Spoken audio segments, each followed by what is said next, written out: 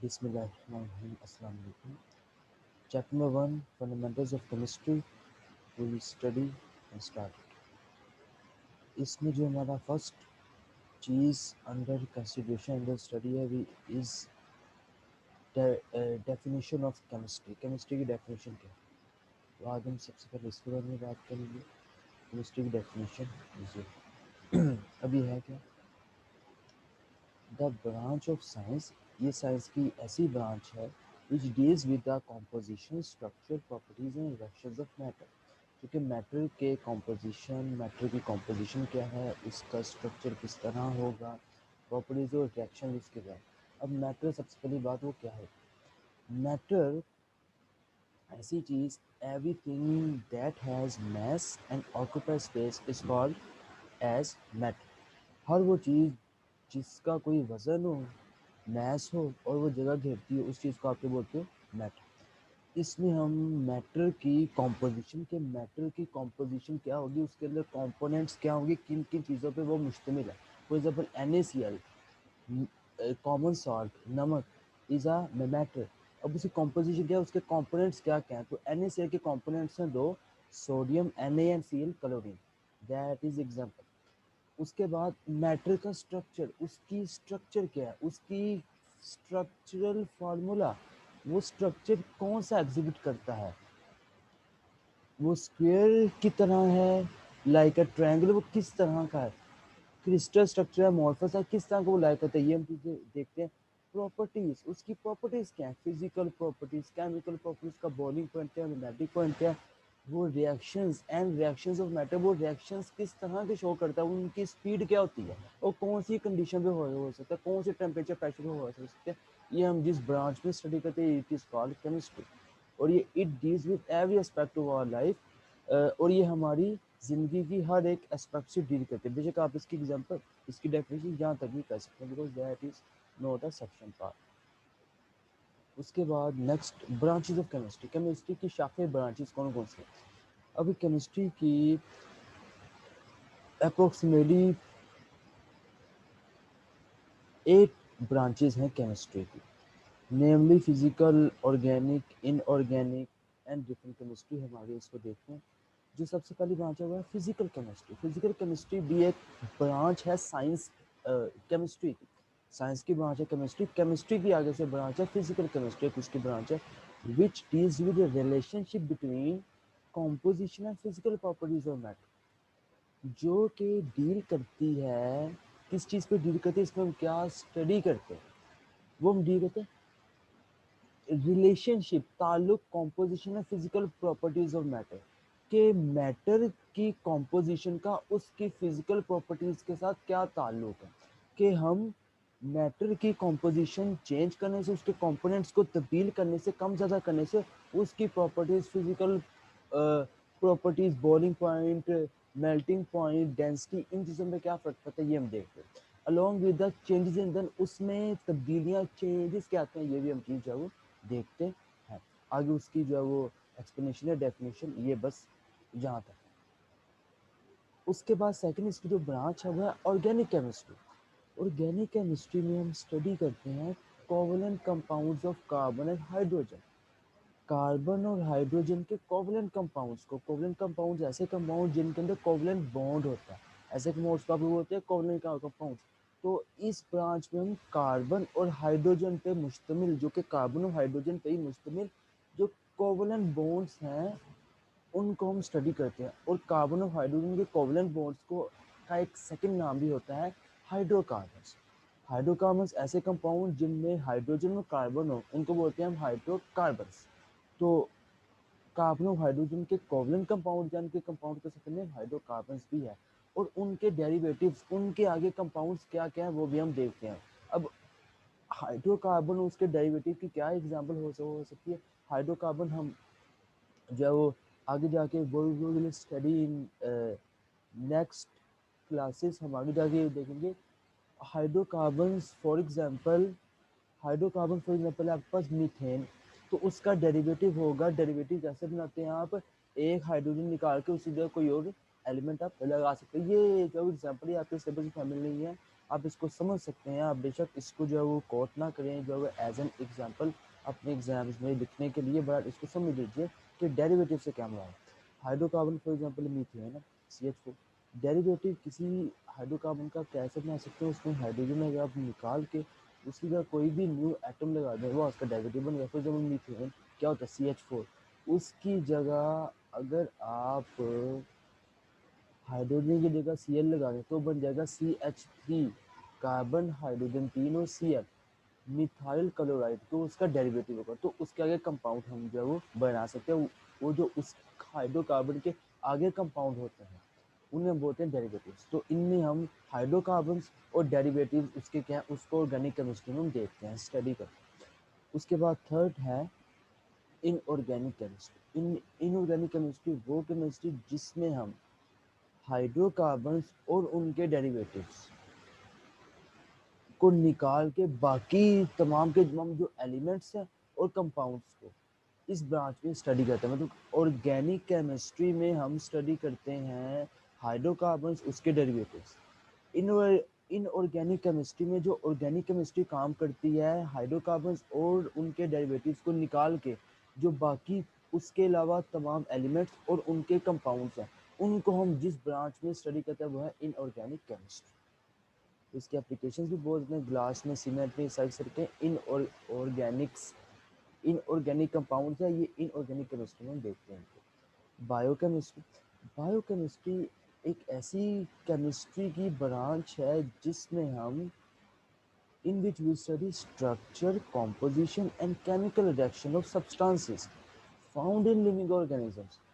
हम वो सब्सटेंसेस जो कि लिविंग ऑर्गेनिजम्स के अंदर मौजूद हैं, for example carbohydrates, lipids, fats, vitamins, वो तमाम के तमाम कंपाउंड्स के स्ट्रक्चर के, उनके स्ट्रक्चर किस तरह के होते हैं, कॉम्पोजिशन उनके अंदर कौन कौन से कंपोनेंट्स मौजूद होते हैं, और वो एंड केमिकल रिएक्शंस, उनके केमिकल रिएक्शन वो किस तरह के शो करते हैं, वो कौन सी कंडीशंस पे केमिकल रिएक्शन शो करते हैं, ये सारी चीज़ें उन सब्सटेंसेस की स्टडी जो कि लिविंग ऑर्गेनिजम्स के अंदर मौजूद है, उनके स्ट्रक्चर, उनके कॉम्पोजिशन और उनके केमिकल रिएक्शंस की स्टडी हम जिस ब्रांच पे करते हैं उस ब्रांच का नाम है बायो केमिस्ट्री।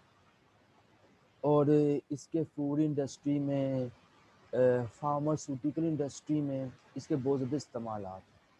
इसके बाद इंडस्ट्रियल केमिस्ट्री, ये ऐसी केमिस्ट्री की ब्रांच है जो कि डील करती है कि आपने केमिकल कंपाउंड्स को on the commercial scale, industrial scale, factory industry के लेवल पे आपने केमिकल कंपाउंड्स को किस तरह से मैन्युफैक्चर बनाना, किस तरह तैयार, किस तरह करवाना है, ये हम चीज़ जिस ब्रांच में स्टडी करते हैं उस ब्रांच का नाम है इंडस्ट्रियल केमिस्ट्री। तो ये बहुत ज़्यादा इंडस्ट्रीज़ जिनमें मैन्युफैक्चरिंग होती है बहुत ज़्यादा केमिकल कंपाउंड्स के on the commercial scale, high scale, industrial scale पे, उसको हम इसमें चीज़ में डील करते हैं। For example oxygen, chlorine, cement, fertiliser, soaps, textiles, इनको आप कमर्शियल स्केल पे बनाते हैं। इस वजह से वो इस ब्रांच में हम जो है स्टडी करते हैं industrial chemistry. Nuclear chemistry, nuclear chemistry एक ऐसी केमिस्ट्री की ब्रांच है जिसमें हम डील करते हैं रेडियो एक्टिविटी।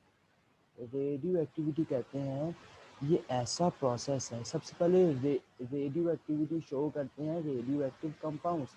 अब रेडियो एक्टिव कंपाउंड्स क्या होते हैं, ऐसे कंपाउंड्स जो कि अनस्टेबल होते हैं, और वो रेडियो एक्टिव भी उनका दूसरा नाम होता है। वो रेडियो एक्टिव या अनस्टेबल कंपाउंड का मतलब ऐसे कंपाउंड जो कि अनस्टेबल हों, वो स्टेबल ना हो,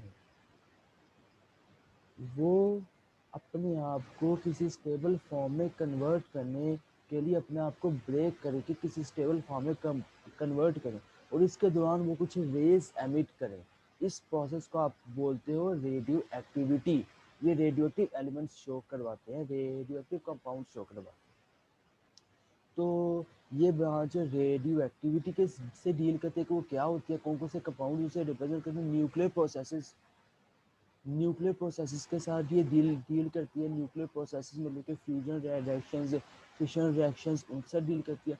और उनकी प्रॉपर्टीज़ क्या होंगे प्रोसेसेस के, मतलब कि वो किस टेम्परेचर पे होगा, किस इन्वायरमेंट में होगा, किस एटमॉस्फेयर में होगा, कौन सा प्रेशर उसके लिए चाहिए, ये सारी चीज़ें इसके साथ डील करती हैं। तो ये ब्रांच इन सारी चीज़ों को डील करती है। उसके बाद इन्वायरमेंटल केमिस्ट्री, ये ऐसी ब्रांच है जो कि स्टडी जिसमें हम करते हैं about components of environment. Environment के कंपोनेंट्स क्या है? एनवायरनमेंट के कंपोनेंट्स बेसिकली चार हैं: lithosphere, hydrosphere, atmosphere, biosphere. Lithosphere में का मतलब है जो रॉक्स वगैरह हैं उन वो जो है वो इन्वायरमेंट का हिस्सा है, रॉक्स वगैरह, मिट्टी वगैरह, सॉइल वगैरह। बायोस्फेयर वो जो कि लिविंग ऑर्गेनिजम्स लाइक करें इधर उधर, एनिमल्स, प्लांट्स, ह्यूमंस व बींग्स वगैरह, ह्यूमन बींग्स वगैरह। उसके बाद एटमॉस्फेयर जो इन्वायरमेंट है हमारे इर्द गिर्द, हवा, ऑक्सीजन गैसेस वगैरह। और हाइड्रोस्फेयर जो हमारे हमारे गिर्द वाटर बॉडीज है, कैनाल्स, रिवर्स, दरिया, समुंदर, पानी, रेन ड्रॉपलेट्स, ये सारी सारी चीज़ें इस चीज़ से डील करती है। तो बेसिकली चार कंपोनेंट्स हैं एनवायरनमेंट के: लिथोस्फेयर, बायोस्फेयर, हाइड्रोस्फेयर और एटमॉस्फेयर। ये इसमें हम इन्वायरमेंटल केमिस्ट्री में हम इन चार कंपोनेंट्स को बेसिकली डील करते हैं कि इन्वायरमेंट के कंपोनेंट्स कौन कौन से हैं, उनको हम डील करते हैं। और and the effects of human activities on the environment, और ह्यूमन एक्टिविटीज़ की वजह से इन्वायरमेंट पे असरात क्या क्या हुए हैं, जैसे global warming, greenhouse effect, इन चीज़ों को हम इस पर जो डील करते हैं। और उनसे हम बचा कैसे जा सकते हैं, इस चीज़ से जो डील करते हैं। एनालिटिकल केमिस्ट्री ये ऐसी केमिस्ट्री की ब्रांच है जिसमें हम डील करते हैं separation and analysis of a sample to identify its components. इसमें हम डील करते हैं कि हम किसी sample a sample to identify its components. इसमें हम डील करते हैं कि हम सैंपल के अंदर मौजूद उसके कंपोनेंट्स को आइडेंटिफाई किस तरीके से कर सकते हैं। तो पहले हम क्या करते हैं, हम इसमें सबसे पहले सेपरेशन करते हैं उसके कंपोनेंट्स में, सैंपल को लेके उसके कंपोनेंट्स में उसको देखते हैं, उसकी सेपरेशन करते हैं, उसके मुख्तलिफ हिस्सों में, फेजेस में डिवाइड करके उसके कंपोनेंट्स को आइडेंटिफाई करने की कोशिश करते हैं उसमें कौन कौन से कंपोनेंट्स और कितनी कितनी मिकदार में मौजूद है। And analysis of a sample to identify its components. तो इसमें हम क्या डील करते हैं कि हम सैंपल की सेपरेशन किस तरीके से करेंगे, उसका एनालिसिस किस तरीके से करेंगे, उसके कंपोनेंट्स को आइडेंटिफाई करने के लिए। अब सेपरेशन तो ये आपने उसको डिफरेंट फेज में सेपरेट कर दिया। एनालिसिस का क्या मतलब है? एनालिसिस का उसको पहचानना वो क्या है और वो कितने अमाउंट में सैंपल में उसके कंपोनेंट्स मौजूद है। एनालिसिस की दो टाइप्स हैं। पहली टाइप है क्वालिटेटिव एनालिसिस, सेकंड टाइप है क्वांटिटेटिव एनालिसिस। क्वालिटेटिव एनालिसिस का मतलब है कि आप ये जाने, ये आइडेंटिफाई करें कि सैंपल के अंदर कौन कौन से कंपोनेंट्स मौजूद है, वो कौन कौन से कंपोनेंट्स हैं। क्वांटिटेटिव एनालिसिस का मतलब है उस सैंपल के अंदर जो कंपोनेंट्स मौजूद हैं वो कितनी कितनी क्वांटिटी में मौजूद है। क्वालिटी का मतलब कि वो कंपोनेंट्स कौन कौन से हैं, क्वांटिटेटिव का मतलब कि वो कंपोनेंट्स कितनी क्वांटिटी में मौजूद है। इन तीनों चीज़ों को हम आइडेंटिफाई करके हम देखते हैं कि उस कंपोनेंट, उस सैंपल के अंदर कौन कौन से कंपोनेंट्स मौजूद हैं, उसको हम आइडेंटिफाई करने की फिर कोशिश करते हैं, अच्छी तरीके से उसका जायज़ा फिर लेते हैं। तो इस ब्रांच में हम डिफरेंट टेक्निक्स भी इस्तेमाल करते हैं और मोर चीज़ें भी जो है वो इस्तेमाल करते हैं। तो यहाँ तक तो हमने बात की कुछ ब्रांचेस के बारे में कि इसकी कुछ ब्रांचेस है। अब बेसिक डेफिनेशन भी कुछ बात करें। मैटर, मैंने भी आपको बताया, ऐसी चीज़ ये anything that has mass in occupy space, जिसका कोई मास हो और वो कोई जगह घेरती है, उससे आप क्या बोलते हैं, मैटर बोलते हैं। ठीक है। और बहुत ज़्यादा जो है वो इसकी आगे स्टडी हम डिटेल से करेंगे। अब a piece of matter in pure form is termed as substance. Substance क्या होता है? आपके पास एक मैटर था, अगर वो प्योर फॉर्म है, उसमें कोई आपने और कंपोनेंट उसमें ऐड नहीं किया, प्योर फॉर्म है, तो इसे हम क्या बोलेंगे, सब्सटेंस। ठीक है। और अगर हम दो या दो ज़्यादा कंपोनेंट्स को बिना किसी कॉम्पोजिशन का फ़र्क किए हुए, यानी कि ऐसे ही बस किसी फिक्स कॉम्पोजिशन के बगैर किसी दो कंपोनेंट्स को ऐड कर देंगे, आपस में मिक्सअप कर देंगे, तो प्योर फॉर्म में नहीं रहा, इसको आप बोलते हैं मिक्सचर। ठीक है। तो impure matter is called a mixture. Impure matter का क्या मतलब है कि उस वो मैटर प्योर नहीं होगा, उसमें आप कोई और भी आपने मैटर उसमें ऐड किया होगा। तो दो या तीन मैटर का अगर हम अमलगम बना लें, उनको जोड़ दें एक साथ, दो या तीन मैटर को आपस में रिमिक्स कर दें, इसको आप बोलते हैं मिक्सचर। यानी कि वो प्योर फॉर्म में नहीं रहा, उसमें कोई और मैटर एज एन इम्प्योरिटी आ चुका है। इसकी दो टाइप्स हैं, होमोजीनियस एंड हीट्रोजीनियस में मैटर। अब होमोजीनियस मिक्सचर या हेटेरोजीनियस मिक्सचर।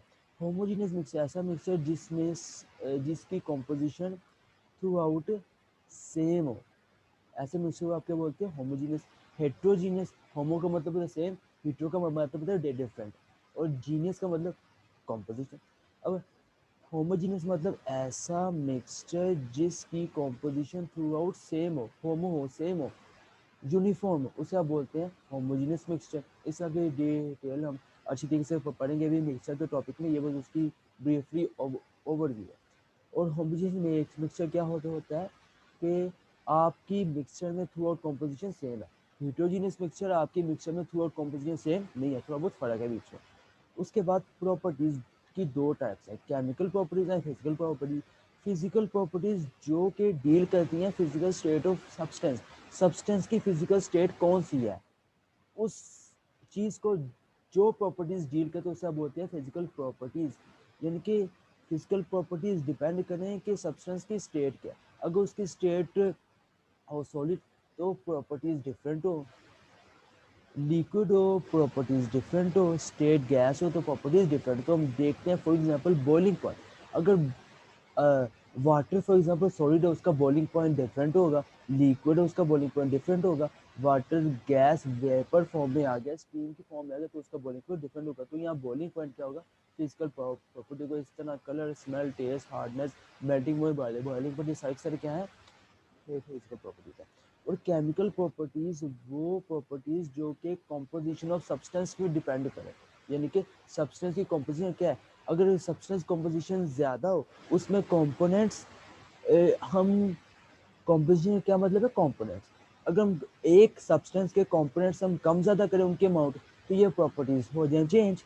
और अगर कंपोनेंट्स ही हम सब्सटेंस के अंदर से डिफरेंट करते हैं तो उनकी प्रॉपर्टीज हो जाए चेंज। फॉर एग्जाम्पल NaCl में डिफरेंट कंपोनेंट्स है, सोडियम क्लोराइड, उसके डिफरेंट केमिकल प्रॉपर्टीज होंगी, उनके डिफरेंट केमिकल रिएक्शंस होंगे, केमिकल रिएक्शन करने की स्पीड डिफरेंट होगी। तो यहाँ पे केमिकल रिएक्शन करने की स्पीड होगी उसकी केमिकल प्रॉपर्टी, बिकॉज ये उसकी कंपोजिशन पे डिपेंड कर रही है।